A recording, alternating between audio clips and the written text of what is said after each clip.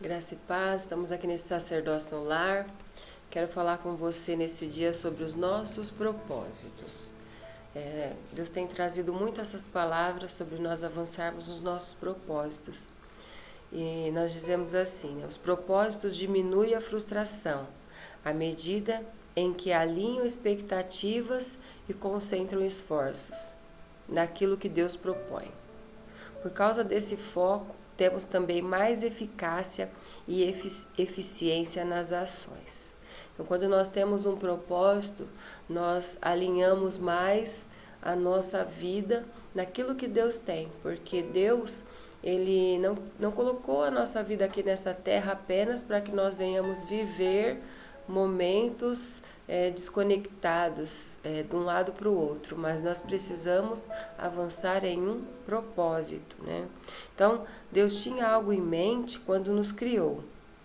Não fomos projetados para o fracasso, pecado ou para a morte eterna. Fomos criados para a vida abundante, para conhecê-lo e fazê-lo conhecido, cumprindo o nosso papel na terra. Jesus descreveu cada um dos propósitos fundamentais para a vida cristã e para a vida da igreja no livro de Mateus, que diz: Ame o Senhor seu Deus de todo o seu coração, de toda a sua alma e de todo o seu entendimento. Este é o primeiro e maior mandamento, e o segundo é semelhante a ele: ame o seu próximo como a si mesmo. Portanto, vão e façam discípulos de todas as nações, batizando-os em nome do Pai, do Filho e do Espírito Santo, e ensinando-os a obedecer a tudo o que eu lhes ordenei. Mateus 22, 37 até o 40 e 28, 19 e 20. Você pode acompanhar aí na sua Bíblia, na sua casa. Nós conhecemos bem esse mandamento. Então, ame o Senhor teu Deus. Então, é o nosso primeiro mandamento. Nós devemos amar a Deus sobre todas as coisas. E quando nós amamos a Deus sobre todas as coisas, nós vamos caminhar num propósito. E se nós amamos a Deus, nós também precisamos amar o nosso próximo. E o nosso próximo é aquele que está perto de nós, né? Aquele que Deus traz para nós podermos estarmos alinhados com Ele. E às vezes as pessoas dizem, eu amo a Deus, mas não ama o marido, não ama a esposa, não ama os irmãos, não ama os filhos, quer viver uma vida do jeito que quer, alinhado consigo mesmo. Então, esse amor é um amor incoerente, é um amor que não leva ninguém a nenhum propósito, porque nós sabemos que as coisas aqui dessa terra, elas são vãs, elas passam, mas quando nós temos um propósito, e nós alinhamos o nosso coração ao amor de Deus, a amar a Deus sobre tudo, o Senhor, Ele vem colocando no nosso coração um amor, primeiro por nós mesmos, nós cuidamos do nosso corpo, que é a nossa casa espiritual, a casa do Espírito, e nós também cuidamos do nosso próximo, que esse é o mandamento que nós vemos aqui em Mateus. Então, o ide de Jesus não é uma orientação para fazermos mais do que podemos, ou um fator paralisador, quando não nos sentimos capazes. O convite de Jesus é para que encontremos equilíbrio ao realizar o propósito de Deus, nem mais e nem menos. E isso tira de nós o peso de responsabilidades que não precisamos carregar, mas também reafirma que cada ação da nossa vida, cada escolha precisa servir aos propósitos de Deus. Precisa estar comprometida com o grande mandamento e a grande comissão de ser como Jesus na adoração de Deus, no serviço ao reino, na comunhão e na missão de conduzir o próximo. Então, o propósito, ele sempre vai nos guiar para o chamado, para o id, para o cuidado. Então, quando nós cuidamos, nós amamos. Quando nós estamos unidos, nós amamos. Então, quando nós vivemos unidos em família, em igreja, é porque o amor de Deus, ele está em nossos corações. Então, vejamos a seguir 3 fatores importantes para o cumprimento dos nossos propósitos. Primeiro, nós devemos entender que o propósito de Deus para nós devemos entender. Se nós não entendermos, como é que nós vamos agir? Então, se nós não entendermos qual é o propósito de Deus para a minha vida, eu vou viver como uma folha seca, jogada de um lado para o outro. É assim que nós temos visto que tem acontecido. As pessoas vivem de forma aleatória. Elas vivem como uma folha jogada no vento. Então, joga para cá, joga para lá, não dá certo aqui, eu tô lá, não consegue se encontrar. Mas quando nós alinhamos nosso propósito, no propósito que Deus tem para nós, então as coisas elas irão fluir. Quando Moisés foi chamado por Deus para se apresentar para Faraó, então ali Moisés ele estava ouvindo quem? O grande eu sou. Então olha só, Moisés porém respondeu a Deus: quem sou eu para apresentar-me ao Faraó e tirar os israelitas do Egito? Então Deus afirmou: eu estarei com você. Essa é a palavra de que sou eu quem os envia. Quando você tirar o povo do Egito, vocês prestarão culto a Deus neste monte. Êxodo 3, 11 e 12. Então, quando Moisés foi ali no deserto, que ele saiu do Egito, Moisés entendeu o chamado dele. Deus chamou, convocou, Moisés até de início deu uma relutada, mas depois ele entendeu que Deus tinha um propósito na vida dele. Então, segundo, ter atitude certa. O propósito, ele jamais vai te jogar num lugar que não é certo, né? Que não é o melhor para você. Então, o propósito vai fazer com que você venha ter atitudes certas, corretas.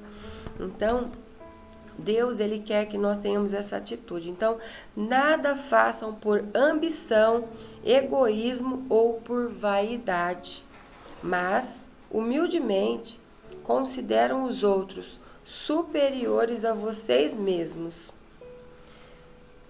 Cada um cuide não somente dos seus interesses, mas também dos interesses dos outros. Seja a atitude de vocês a mesma de Cristo Jesus. Filipenses 2, 3, 5. Então, a nossa atitude tem sido a mesma atitude que Cristo teve para com a igreja, que Cristo teve para com seus servos, com os discípulos que ali estavam. Cristo deixou o céu, a Bíblia diz que ele se esvaziou, ele esvaziou o seu coração, ele esvaziou de si mesmo e ele se entregou ao propósito. Que propósito era esse? Propósito de cruz, propósito de salvação, para que nós hoje pudéssemos ser salvos, independente da circunstância que nós vivemos. Independente de como está a nossa vida, nós devemos olhar para Cristo e olhar para a sua cruz vazia. Então, atitude e dinamismo são fatores importantes no cumprimento do propósito. Então, eles te levarão aos lugares certos. Portanto, tome sábias decisões, concentrando seus esforços naquilo que Deus propôs para você viver, com foco e em suas ações.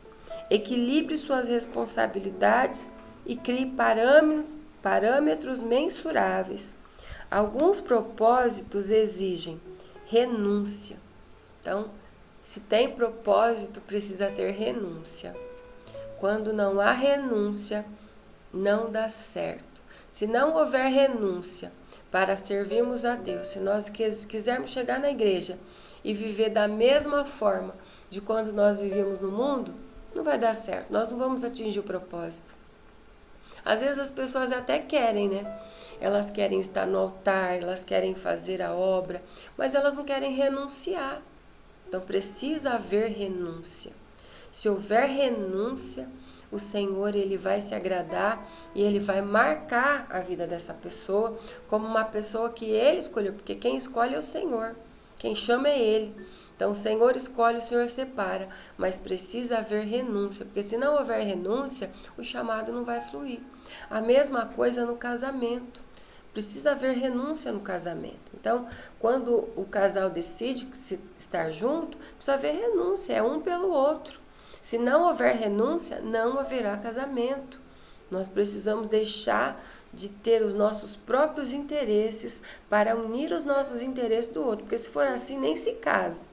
Então, porque senão já vai casar e vai separar. Por quê? Porque muitas vezes o sentimento, o egoísmo, o egocentrismo, o ego, ele vai falar mais alto, a pessoa vai cuidar somente de si, vai querer só assim. Então precisa haver renúncia, porque aí vem os filhos. Então nos filhos também nós precisamos renunciar. Então quando há renúncia, né, o Senhor ele vai trabalhando. Então Tiago e João deixaram o barco, as redes e o próprio pai para seguir ao mestre. Então a Bíblia diz que aquele que ama pai e mãe mais do que a Deus, mais do que o Senhor, não é digno dele. Isso é uma palavra difícil, é uma palavra dura da gente falar, mas é a verdade da palavra. Se eu não renuncio, se eu não deixo de lado os meus interesses, aquilo que eu acho que tem que ser feito, não vai fluir, não vai acontecer. O nosso propósito, ele está ligado, na maioria das vezes, à renúncia. E para isso nós precisamos, então, descobrir, então entender o seu propósito que Deus tem para a sua vida, você precisa entender. Segundo, você precisa ter a atitude certa. E terceiro, você precisa compreender o tempo de Deus. Então, Eclesiastes capítulo 3:1 diz que há tempo para todas as coisas debaixo do céu. Você já percebeu que não adianta nós corrermos contra o vento, porque quando nós não esperamos o tempo certo, se você plantar uma sementinha e cavucar a terra, aquela sementinha não nasce, aquela sementinha não brota. Por quê? Porque você está mexendo no processo dela, você não está deixando que aquele tempo se cumpra. Então a mesma coisa é no nosso propósito, nós precisamos esperar o tempo. Espere o tempo.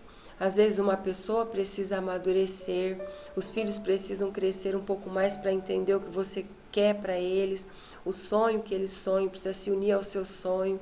Então a ligação do tempo, o tempo também mostra quem nós somos de verdade, mostra os nossos frutos.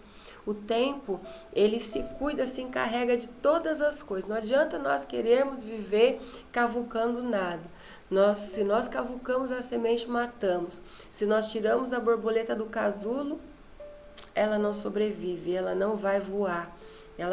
Pode até ser que ela ainda continue ali se rastejando mais um pouco, mas ela não será uma borboleta com asas que vai sair para avançar no seu propósito, que é voar, que é enfeitar a terra, que é polinizar com as flores. Então ela não terá o seu propósito cumprido. Então, tempo sem propósito é inútil. Enquanto o propósito sem tempo torna-se impossível. Então, tempo sem propósito é inútil. E também o propósito sem o tempo torna-se inútil. Então, o tempo é necessário. É necessário tempo para que uma criança nasça. É necessário tempo para que um casal se ajuste, se alinhe, para que eles tomem as decisões certas. Não adianta nós queremos que as coisas aconteçam já. Tem que acontecer agora. Isso precisa mudar agora. Nós precisamos dar tempo. Tempo para os nossos filhos amadurecer, tempo para eles tomarem as decisões dos seus propósitos, nós precisamos deixar. Então, servirmos aos propósitos de Deus são os seus direcionamentos que promovem a realização do seu propósito. A vida de Jesus, por exemplo, tem um foco especial em seu nascimento. E depois, aos 30 anos, na realização do seu primeiro grande milagre, ao transformar a água em vinho. Então, Jesus ali demorou 30 anos para começar o seu propósito. Nós vemos que Jesus teve o seu tempo como criança, como adolescente, como jovem, e aí Jesus entrou para a fase madura, fase adulta, com 30 anos. Então, Jesus desceu as águas, desceu ali no Rio Jordão e ele se batizou e Jesus começou a cumprir o seu propósito. Com 30 anos ele começou o seu ministério, que durou 3 anos. E com 33 anos Jesus ali estava, né, sendo crucificado. Então com 30 anos no seu ministério, a palavra de Deus diz que Jesus se entregou por nós, ali no propósito de servir, de alimentar multidões, de curar, de libertar, e ele cumpriu seu propósito muito bem, porque hoje nós estamos aqui para agradecer a ele, para honrar a ele de tudo que ele tem nos feito. Então, acredite, o tempo para as suas realizações precisam estar conectados ao tempo determinado por Deus. Não tente colher frutos fora de época ou realizar ações que não são pertinentes para esse tempo em sua vida. Então, você já pegou uma fruta fora da época? Pode até ser que eles consigam, trazer a fruta para madurar, mas ela não fica uma fruta tão doce, tão saborosa quanto a fruta da época. Então, a manga, você pode comer manga o ano todo, mas a melhor manga você vai colher quando? Em dezembro, quando é o tempo dela. Então, você vai colher aquela manga docinha, aquela manga melhor, e todas as coisas produzem no seu tempo certo. Então, Deus, ele também tem o tempo certo de agir, creia, Deus, ele fará acontecer o propósito dele na sua vida. Não podemos olhar para a nossa vida e dizer: não, Deus, ele se esqueceu de mim. Porque às vezes parece que Deus, ele se esqueceu de nós, parece que o propósito não vai acontecer, parece que não vai fluir, mas nós precisamos acreditar. Então, a fé, ela é algo sobrenatural, né? Nós temos até uma história de duas pessoas, dois tipos de fé. Um estava ali sobre o gelo fino, querendo atravessar aquele rio, que era um gelo, e ele foi ali se rastejando naquele gelo. Nós podemos olhar e falar: esse tinha pouca fé, tinha uma fé pequena. E outro veio com o seu carrinho e ali descendo aquela neve para passar aquele rio.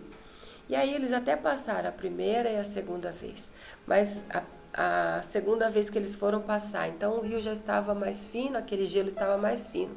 Então aquele que foi se rastejando também continuou ali na sua fé, que muitos chamariam de fé pequena, e ele começou a atravessar aquele rio, mas em determinado momento aquele gelo se quebrou, ele caiu dentro daquele rio gelado e infelizmente morreu. E também o carrinho, esse que veio no carrinho com aquela grande fé também. Aquele gelo se quebrou e ele morreu. Mas nós olhamos para essa história e nós dizemos assim: quem teve mais fé? Nós olhamos e vemos que o erro não estava na fé. O erro estava onde aqueles homens estavam. Eles estavam em cima de um gelo fino que não era algo sustentável. Nós devemos colocar a nossa fé no lugar certo. A nossa fé, para que nós venhamos atingir o nosso propósito, é a rocha, Jesus Cristo. Se você tiver com a sua fé na rocha, Jesus falou: você pode ter até uma fé pequena, tamanho de um grão de mostarda. Você fala para o monte: passa para lá, e ele vai passar. Então, coloque a sua fé no lugar certo e o propósito será atingido em nome de Jesus. Então, cumpra o seu propósito de vida com força, vitalidade e equilíbrio, definindo as estratégias corretas e mantendo a visão aberta ao novo. Cuide da sua espiritualidade e sua fé te fará ver o que os seus olhos jamais poderiam ver. Então, a sua fé, coloque a sua fé no lugar certo, cumpra o seu propósito. E onde é o lugar certo? Jesus. Tem muitos tipos de fé. Tem fé de todos os tipos. Tem fé aqui, fé, mas aonde está a sua fé que é importante? A nossa fé precisa estar em Deus, estar em Jesus. E as coisas se concluirão. Então, para reflexão, você tem total conhecimento do propósito de Deus para a sua vida? Todas as suas realizações estão dentro desse propósito? Então, como ali um sacerdote do seu lar, da sua casa, você tem conhecimento do seu propósito? Você tem olhado para isso? Você tem se estabelecido nisso? Ou você está deixando aí o tempo se passar, levar, o que acontecer, aconteceu? Deixe o seu propósito ser concluído. Deixe o seu propósito ser estabelecido. E aí o Senhor fará você avançar. Então, todas as realizações tudo que você faz, seu dia começa, ele está dentro desse propósito? O seu propósito está avançando? Você está vendo avançar esse propósito?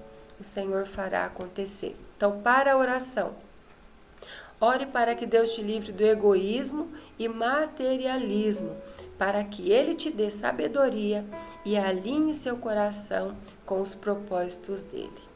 Então, ore, peça para que o Senhor, porque para que nós venhamos viver propósitos, nós precisamos nos livrar do egocentrismo, do egoísmo, do ego.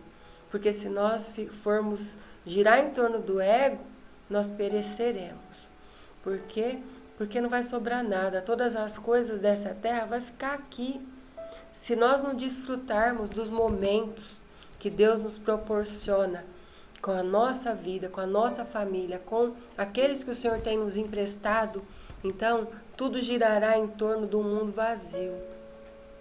Então o nosso propósito precisa crescer aí. Ore pela sua família, ore para que os seus filhos façam acontecer o propósito na vida deles e que nesse propósito Deus não saia do centro da vida deles, porque o mais importante é que a nossa família, que eles cresçam, né? Ore por isso, que eles cresçam no Senhor, cresçam no altar, e aonde eles estiverem, o que eles forem fazer, o que eles sonham, o que eles querem fazer. Então, que Deus esteja nesse propósito, que Deus esteja no centro dessa vida. O meu propósito é ficar muito rico, mas que Deus esteja no centro desse propósito, que você seja um ativador de pessoas, que você seja um ativador na obra, que você seja um dispensador, né, um dispenseiro do reino, que você seja ali uma pessoa que está preparada para avançar, semeando na sua família, semeando nos sonhos, e que o Senhor te abençoe. Então, para aplicação, aproveite seu tempo com atitudes corretas e abundantes na produção do que agrada a Deus. Então, aplique isso na sua vida. E para indicação, leia o livro Vida com Propósito. Nós sabemos que quando nós estamos indo atrás das coisas, muitas vezes parece que elas vão escapando do nosso dedo.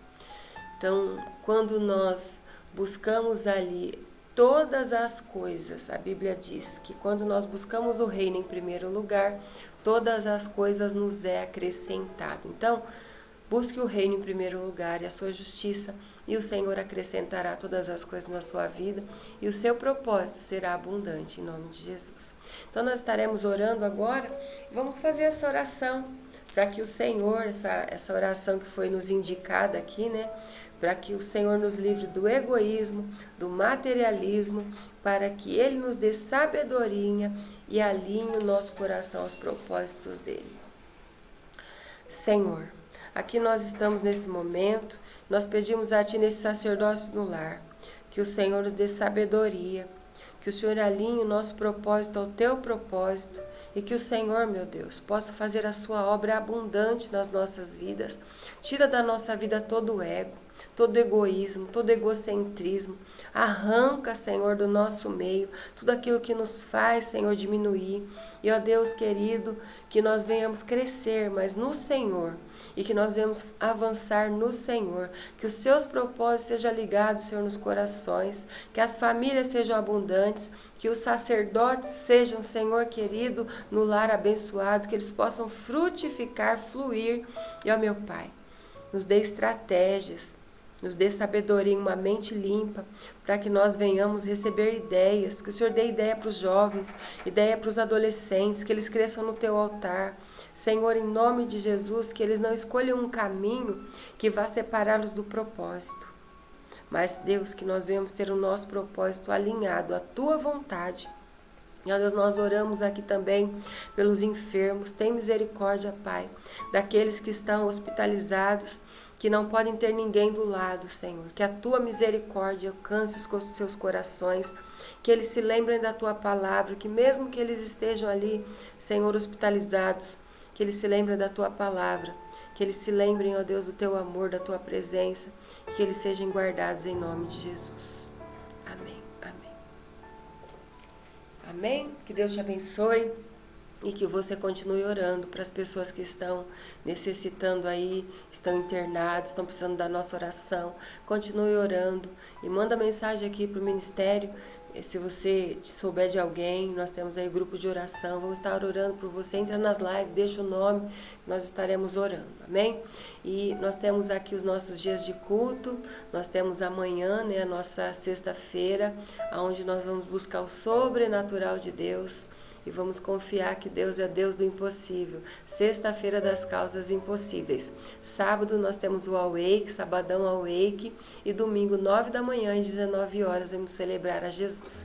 Que o Senhor abençoe e que você possa avançar. E seja um contribuinte, seja um ofertante, um dizimista na obra do Senhor. Vai estar aparecendo aí para você a nossa conta bancária, o Pix. Que você seja aí um contribuinte da obra do Senhor. A Bíblia diz que aqueles que contribuem com o reino, aqueles que contribuem com a obra do Senhor é porque o Senhor dá semente. Se o Senhor está te dando semente, semeie, que a sua colheita será abundante em nome de Jesus. Que Deus te abençoe.